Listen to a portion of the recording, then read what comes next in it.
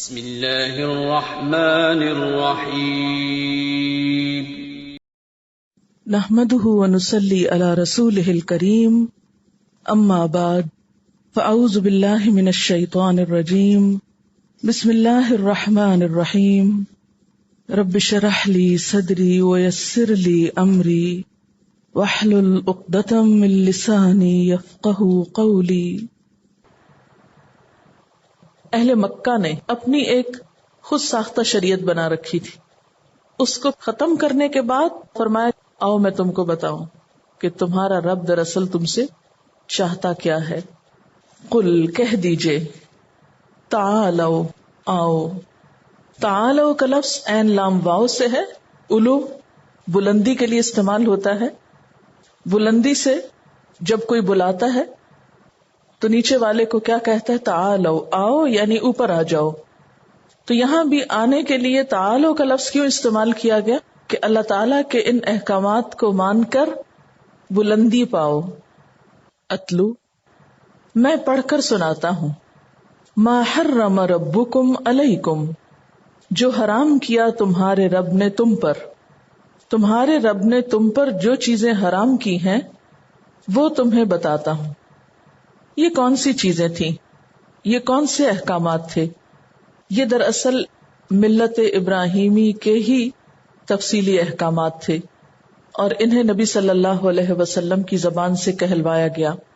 اہل مکہ کے اپنے گمان اور اپنے قیاس کی بنیاد پر بعض حلال چیزوں کو حرام کرنے اور ان کے توہمات اور عقائد اور ان کی رسموں کو ختم کیا گیا۔ تو بتایا یہ جا رہا ہے کہ حرام وہ نہیں جو تم نے اپنی مرضی سے حرام کر لیا۔ اللہ نے جو حلال جانور پیدا کیے تھے، تم نے جب ان کو حرام کیا تو وہ تو کرنے کا کام ہی نہیں تھا جو تم کرتے رہے۔ حرام دراصل کیا ہے؟ تمہارے رب نے کیا حرام کیا ہے؟ آؤ تم کو وہ بتایا جائے۔ اور یہ ایک خوبصورت انداز ہے نا کہ ایک شخص جو اپنے من گھڑت خود ساختہ دین میں جی رہا ہو، اسے کہا جائے چھوڑو اس کو اور آؤ دیکھو رب کا دیا ہوا دین کیا ہے۔ اور پھر اس میں 10 باتیں اس میں بتائی گئیں۔ یہ 10 احکامات جو دراصل صحیفہ ابراہیم میں تھے، اس کے بعد حضرت موسیٰ علیہ السلام کو بھی 10 کمانڈمنٹس کے طور پر یہی احکامات دیے گئے، اور حضور صلی اللہ علیہ وسلم کو بھی خاص طور پر یہ 10 احکامات دیے گئے۔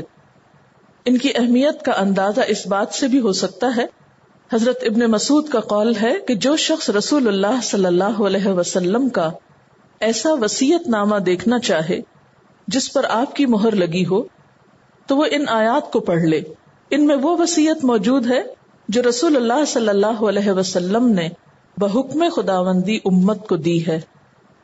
پھر اسی طرح کعب احبار جو تورات کے بہت بڑے عالم تھے، بہت ماہر عالم تھے، وہ مسلمان ہوئے تو فرماتے ہیں کہ قرآن مجید کی یہ آیات جن میں 10 حرام چیزوں کا ذکر ہے، اللہ کی کتاب تورات بسم اللہ کے بعد انہی آیات سے شروع ہوتی ہے۔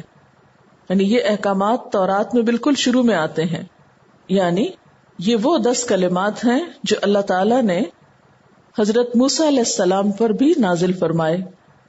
اسی طرح حضرت عبداللہ بن عباس رضی اللہ تعالیٰ عنہ فرماتے ہیں کہ یہی وہ آیات محکمات ہیں جن کا ذکر سورت آل عمران میں آیا ہے۔ یعنی یہ احکامات کیا ہیں؟ محکمات میں سے ہیں، جن پر آدم علیہ السلام سے لے کر نبی صلی اللہ علیہ وسلم تک تمام انبیاء کی شریعتیں متفق رہی ہیں۔ ان میں سے کوئی چیز کسی مذہب و ملت اور کسی شریعت میں منسوخ نہیں ہوئی۔ یعنی یہ وہ 10 بنیادی تعلیمات ہیں جو ہر الہامی مذہب کی بنیاد رہی ہیں۔ حضرت عبادہ بن صامت رضی اللہ تعالی عنہ فرماتے ہیں کہ نبی صلی اللہ علیہ وسلم نے فرمایا، کون ہے جو مجھ سے 3 آیتوں پر بیعت کرے، یعنی وعدہ کرے کہ وہ ان پر عمل کرے گا۔ اور پھر آپ نے یہی 3 آیات تلاوت فرمائی اور ارشاد فرمایا کہ جو شخص اس بیعت کو پورا کرے گا تو اس کا اجر اللہ کے ذمہ ہو گیا۔ تو اب اس تمہید کے ساتھ ان آیات میں پائے جانے والے احکامات کو غور سے سنیں. قل تعالوا، کہہ دیجئے آ جاؤ. اتلو، میں تم کو سناتا ہوں.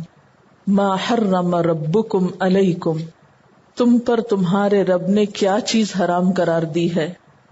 نمبر 1، اللہ تشرکو بہ شیئا، کہ تم اس کے ساتھ کسی بھی چیز کو شریک نہ ٹھہراؤ. شیئا اسم نکرہ ہے، یعنی ظاہر میں باطن میں، شرک جلی، شرک خفی، ریاکاری، ہر چیز سے بچو.